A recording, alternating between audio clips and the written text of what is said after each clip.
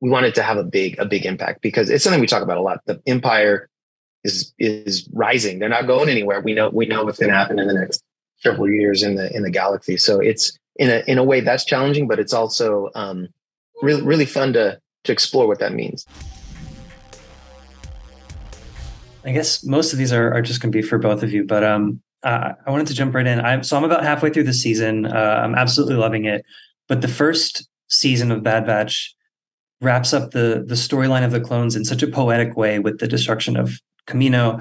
How did you decide where you wanted to jump in for season 2? I think we knew early on that following the loss of Tipoca City, starting off at a point where the Empire thinks that the Bad Batch perished. So now they're in this window where they're off the Empire's radar. So they have a little bit more freedom, but that sort of means keeping a low profile and not engaging and not getting involved in bigger sort of conflicts. And how long that lasts for them, because of, as you've seen, they sort of get pulled back into the fight. Because we wanted to give Omega and them an opportunity to have a little bit of time where they've grown a little bit, and we can see Omega, she's a little bit older and she's a bit more trained. And that was the thinking in that. I really love that you have the Bad Batch surviving, trying to, as you said, kind of get by on their own, but then you're also exploring the transition from the Republic to the Empire that we see in A New Hope.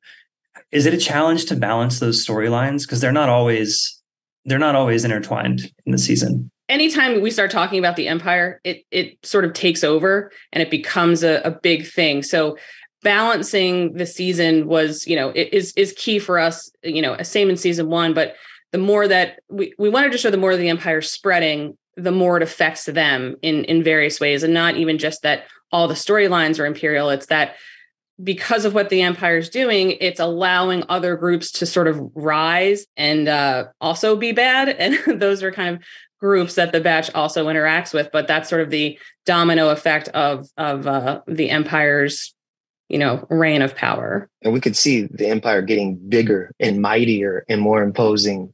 So if we get close to that fire, it's going to get hot. We wanted to really make sure that when we do, specifically through the mouths of our characters, like, are we going to do this? If they interact at all with the Empire, whether on purpose or accidentally, we wanted to have a big impact because it's something we talk about a lot. The Empire is rising. They're not going anywhere. We know what's going to happen in the next several years in the galaxy. So it's in a way that's challenging, but it's also really fun to explore what that means. Brad, you direct a lot of these.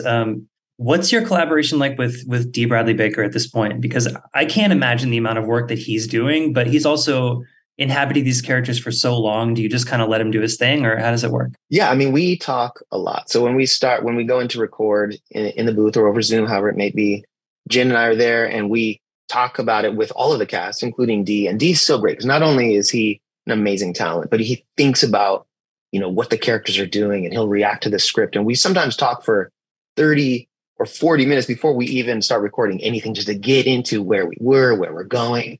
And then we go when he actually is performing. I mean, it was so fun to be able to be on stage at Celebration with Dee and Michelle, to have them do a live reading so the fans could see not only how talented Michelle is, but Dee going between all of the different characters live. He does that every single session. It's wild. So yeah, he doesn't need a lot of direction, but it's, we're there to make sure that, we're telling the story the right way. And Jennifer, as a writer, do you have, I saw in the trailer that Palpatine's back. There's a lot of established characters and you're exploring these, the kind of newer creations. Who are your favorites to write for? Are there people that you like nerd out about the most when you're writing? It's hard to top Palpatine, but also it's a blessing and a curse because you have such a legacy that you want to make sure it sounds like that person.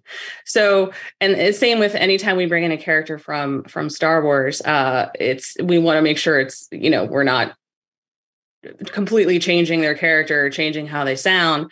But I think, there have been a few in season 2 that are just that were so exciting to see. I don't want to spoil a lot, but it was definitely there were some surreal moments of where it's like, oh, we can't believe we're actually writing this character. So that's pretty much all I can say without spoiling things.